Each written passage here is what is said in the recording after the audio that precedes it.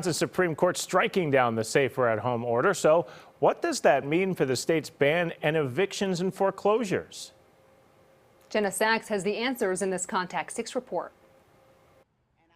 At first it was hard, but I made it through. Lakeisha Alston has been off work since March and unable to make her full rent payments. Right now we're in May. Haven't made a payment yet, but it's on its way. Thankfully, she has a landlord willing to accept late or partial payments for now. If you're in constant communication with your landlord, some of them are lenient enough, and they're going to be okay. Governor Tony Evers and Secretary Andrea Palm of the Department of Health Services signed Emergency Order 15, a 60-day ban on evictions and termination notices for non-payment of rent. It's been extremely helpful and arguably essential. Pete Konechny of the Legal Aid Society says the Supreme Court's decision Wednesday to strike down Wisconsin's safer at home order does not affect the moratorium on evictions. Emergency Order 15 is separate, adds specifically to evictions, and is not covered by the Supreme Court's ruling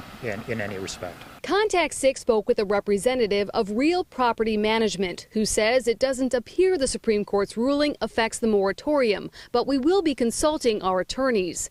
Emergency shelters are currently overwhelmed by demand for housing, a problem likely to intensify, as will eviction filings when the moratorium expires. We do anticipate an increase in volume. Concerned tenants are already calling community advocates in Milwaukee to apply for temporary rent assistance. We are experiencing a high volume of call, mainly renters who are afraid that they're not going to be able to make their next rent payments. After all, the emergency order doesn't waive rent payments, something Lakeisha knows well. I do know a lot of people who are facing evictions, and that's a scary situation.